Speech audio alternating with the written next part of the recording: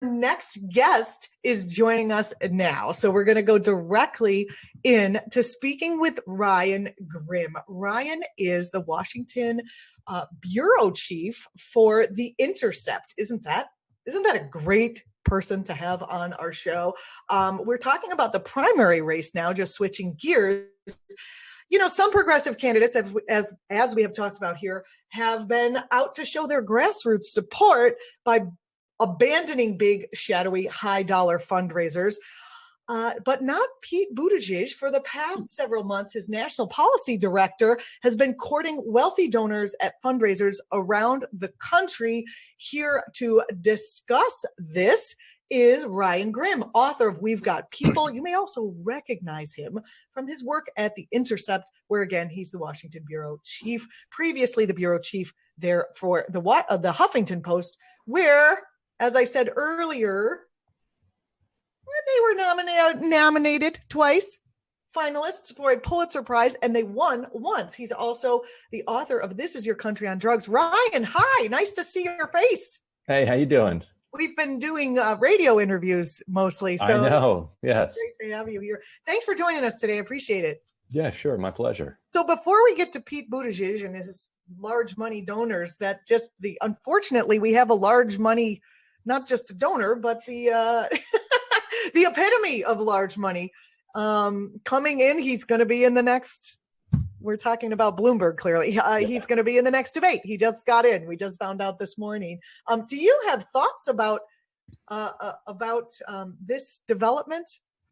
And I know I'm springing this on you at the last. Well, it's historically unprecedented. You know, you can find some type of history or precedent for, you know, almost anything that happens in presidential campaigns somewhere, you know, kind of in the vast recesses of history. But nobody has ever tried what he's trying right now. And, you know, the system was kind of set up for somebody to eventually do this because there's such, and there has been for a long time, an asymmetry between the amount of money that some of the biggest oligarchs and biggest companies in this world have, and the amount of money that it takes to influence a primary election. Like Apple, for instance, you know, will make more in a quarter than both political parties, you know, would spend on the entire, say, you know, 2008 or 2012 cycles combined. And so when you have that amount of power kind of within reach for that relatively small amount of money. Now, to us, we think of $400 million spent over the course of a couple of weeks as an absolutely huge number, but that's a rounding error for Mike Bloomberg, who, it's possible, depending on what his investments have done over the course of the last month, is richer today than he was when he started spending his $400 million, and presumably will be richer at the end of November after he has spent a couple $1 billion than he is now. So we use the word spend, but it's only in the sense that he's, you know, pulling some money out of his account and buying something with it. But it's not spending in the way that you or I spend, where when we spend money, we have less money in our bank accounts. That's not how it works for the super rich. They spend and they actually end up with more money. Ryan, we had a brief discussion earlier in the show about how if Bloomberg does pull this off, and by the way, I want to introduce Kelly, who is from act.tv with us today on Tuesdays. I didn't realize that maybe you didn't know each other already. Hello, Ryan.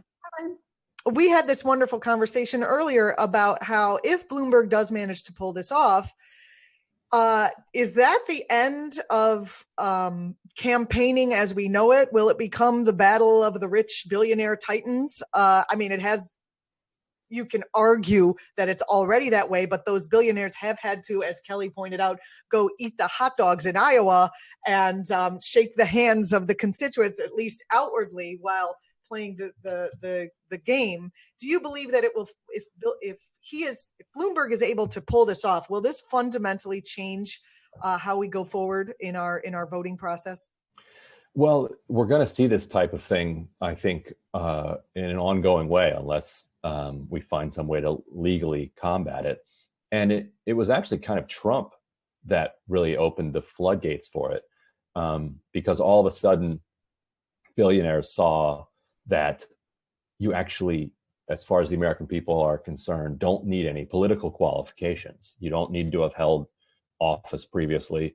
That if you have, name ID and money, that you're competitive for the presidency. And you saw Mark Zuckerberg head to Iowa shortly after Trump was elected. If you remember, he went to a truck stop. It was mocked for a day on Twitter, and thankfully he decided not to go forward with his political ambitions. You had J.B. Pritzker, who was genuinely flirting with a presidential run after he saw Donald Trump win. He's like, oh, well, I have extraordinary amount of money. I have connections with the Democratic Party. I could do this. Instead, he ended up running for Illinois governor and bought his way into that mansion, where he, as far as I can tell, has actually done a pretty good job as governor. But that's neither here nor there to your question. You just saw Jeff Bezos drop $10 billion on what he's calling a climate change effort. The immediate suspicion that a lot of people had when they saw that is, well, this guy wants to be president too. Yeah, there's another one. First he bought a newspaper, and then he owns this platform that we're actually streaming on. So right. We'll beat him up and then quietly hope he doesn't see it. Right. Yeah. And that's what makes an oligarch is, basically somebody who, controls some type of industry, has involvement in media, and has involvement in the political process, and has an extraordinary amount of wealth that puts them removed from the rules that normal people live with. And so now Mike Bloomberg has some unique qualities in the fact that he has actually been elected 3 times as mayor of a very large city. So it's not that he is a complete novice to politics like a Mark Zuckerberg or a Jeff Bezos would be. He was elected to the 305th largest city in the country. So 8,000 people, right? Voted for him. 8,000 people enthusiastically cast their ballots for Pete Buttigieg. 8,000 people live on my block here in Brooklyn. Right. He could be part of the head of the block association. But yeah, I think that the other effect is going to be to question kind of the ceiling that people like the Kochs and the Adelsons had put on their campaign spending. The Kochs spent, for all the money that they spent building an entire network of conservative libertarian infrastructure and then funding Republican Party efforts, were cheap compared to what Bloomberg is doing here, and especially relative to the amount of wealth that they had access to. Sheldon Adelson, cutting 5 million or 10 million or even 125 million to an entire political party, looks puny compared to the fact that Bloomberg will probably spend that much on ads in California alone. And so you're going to have advisors who are talking to people like Charles Koch and Adelson and others who can afford it, saying like, look, it's not this stuff that you've been doing that's not enough anymore. If you want to be in the big leagues, you got to spend like Bloomberg. Ryan, your recent piece about Buttigieg not kowtowing or whatever you call it to the current desire of the left to not have any high money donors. What do you make of his shunning the money or shunning that sort of zeitgeist? Now, Bernie's not taking money from large donors. I don't know where Elizabeth is. That kind of got a bit muddled. But Pete Buttigieg, he's saying, I'm a progressive, but I'm also taking big money because that's the pragmatic way. What do you make of that argument? Well, I mean, first, Warren is not taking big money. Her treasurer actually quit in protest over her decision to stop holding Oh, really? Big fundraisers when she made that decision. And I do think it's worth applauding when people make that decision. It is, it's muddled because the word got out that she was taking big money donors. The internet got carried away with it, and now the word that she's not doing anymore has not caught fire as much as sort of the idea that she's been painted with the brush as just right, because she raised $10 million, or she had $10 million cash on hand at the end of her Senate race, a significant chunk of which she raised, throwing big fundraisers, and then she rolled that over into her presidential campaign, which was the thing that gave her the cushion to be able to make the decision to move fully to small donors. And I think it's fine to point that out, but it doesn't, it doesn't take away from the fact that it infuriated a lot of people in the party brass. It was a real risk that came with real costs, and I think anybody, because we have been relying on a big money system forever, anybody who transitions away from it is liable to the same criticism that, well, okay, you say you're doing this now, but a year ago you weren't doing this. Like, well, yeah, nobody other than Bernie Sanders post 2015 was doing this, and Warren paved the way in her Senate race in Massachusetts in 2012, when she relied very heavily on small donors, refused super PAC help, cut a deal with Scott Brown, if you remember, that neither of them would have super PAC help. Did have some big money because the infrastructure wasn't there yet to do it exclusively on that. But she kind of tilled the ground there that Sanders later plowed in 2015 and 16. So I do think we have to be welcoming to people who are moving in the right direction on this. But Buttigieg has just made a calculation that there are enough fired up Democratic activists who will believe the argument that we can't fight with one hand tied behind our back. Like, he repeats that phrase so often that you can take it to the bank that he has polled that phrase, that it works with Democrats. Funny, because it's not really our hand. $1 billion is not the hand of the people. He's fighting with someone else's arm. That's not, Right, and he believes, and probably rightly, that there are enough people in the party who are like, we need the billionaires. Mm-hmm. Like, we need the super rich.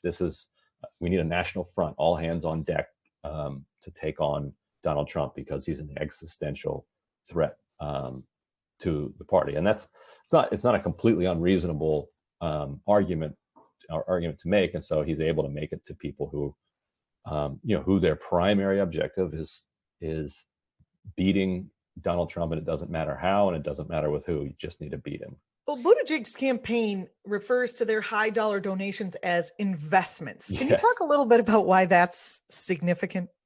They actually seem to have slightly moved away from that. If you click around their website, you won't find that reference anymore. Really? His team because it didn't poll well as the one hand behind. I think they were. It did not poll well, and it was just too ridiculous. But if you go to LinkedIn and look at people who are work on his fundraising team, they still refer to themselves as regional investment director, or investment director, or national like their finance chair is a national investment chair. The email where you RSVP to these high dollar events is still kind of investments at PeteForAmerica.com or whatever his address is.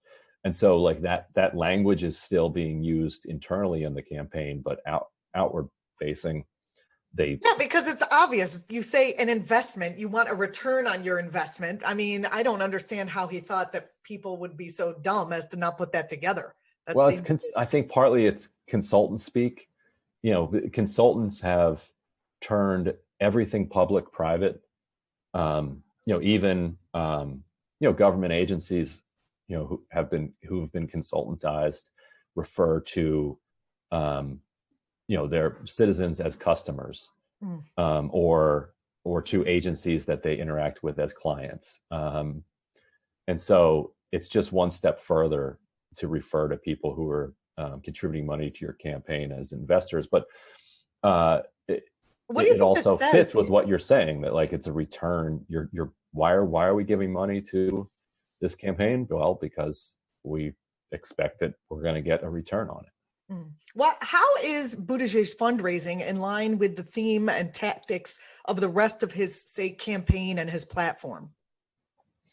Well, in a lot of ways, I think it's quite aligned. You know, he is very cogent in the way that he defends having 40 billionaires as his, having donated to him as, industry titans from Wall Street and Silicon Valley. He talks about the need for a big tent that, to be, welcoming and inclusive. And when he's talking about that, he's talking about allowing, those types of people into his campaign. And, it's related to a kind of, rising new democratic ideology in the kind of the 2000s and 2010s that tries very hard to marry doing good and doing well. And I think it's perfect that his kind of national policy director is somebody like who very much comes from that world. She's on the leave, Sonal Shah. She's on a leave of absence from an outfit that she founded to do, impact, basically impact investing. Like, it's not enough that your money is going to make a return. Like it's actually going to make the world a better place. She worked at both Goldman Sachs and Google, marrying the kind of wings of the business element of the Democratic Party, Silicon Valley, and Wall Street. But she worked in the kind of do-gooder side of it. For Goldman Sachs, it was doing environmental strategy. For Google, it was working on these investments into different products that were going to make the world a better place. And this is kind of the utopian vision of the Davos crowd, that there isn't anything wrong with the system that can't be fixed by just better intentioned people doing better things with their money. And so in that way, it's kind of perfectly aligned with the Buttigieg kind of approach to politics and business. Ryan, what do you see as what do you think we're going to see in the upcoming states? I'm trying in my mind. I'm making the joke like we've got people, but they have billionaires. Is that fight? A fair one? Well, it is. Do we have enough people to fight the money within the Democratic Party, right. Not just once we bring everyone together under a candidate to fight the other money? Like what do you see here? We're going to find out if, and I tell people all the time that it's never going to be fair. And you should not expect it to be fair. I've said 100 times, if we could do campaign finance reform for publicly financed campaigns, and that's it. And if you violate that, you're in trouble. That is the quickest way to return our democracy to a democracy. Right. But the people who benefit from the current system aren't going to. Yeah, they're in charge of it. So that's why they're not going to hand it over easily. You're going to have to take it from them. And so they're going to do everything they can to hold on to power. And that should be expected as people fight. But there are a lot of people. And so, more people voted for Bernie Sanders in Iowa. More people voted for him in New Hampshire. More people are likely to vote for him in Nevada. It's even possible coming out of there that he could consolidate enough support to win in South Carolina. And if he keeps winning, it presents an unusual question for the Democratic Party. What happens when the person who is in first place continues to get the most votes, yet neither the media nor the party want to anoint them as the nominee? How do you do something about what are they going to do? What do you see as happening? Well, it's going to be very difficult for him to get a majority of pledged delegates. He just has a majority of voters. That's all. Right. Well, it's a real problem here. I mean, it could end up being hard for him to get even a majority of voters, depending on how quickly he can consolidate. A lot of Dukakis came to the convention under 50%. Jimmy Carter came to the convention under 50%. When you have a divided primary with delegates and votes going to a lot of different rivals, if he doesn't start racking up 50% plus wins until the end of March, by then 2/3 of the delegates already have been awarded, and so it does become just a practical difficulty for him to have that full-on majority where there's nothing they can do but award him the nomination on the first ballot. And then in the second ballot, the superdelegates come in. So the question will be, will he have enough of a head of steam going into the convention at that point, where they wouldn't dare think of nominating somebody else, because he is kind of the runaway favorite at that point. If he is battling it out with one or two others, and then it's very difficult to see any type of compromise that leads to Bernie Sanders getting the nomination. Like that's not how he wins this. Ryan, we have a question coming in from our stream chat here. How is from Positively Pandemic, how is the Bernie campaign going to answer the inevitable age, health, and socialist commie attacks, plus place a positive enough spin to make it palatable to those who are either not sold or skeptical? Well, the age question and health questions are, they'll try to answer by appearing vigorous and healthy. Maybe they'll dye his hair like a darker shade of gray. Get him a toupee. Look, it grew back. Some plugs. With a running mate that people trust. I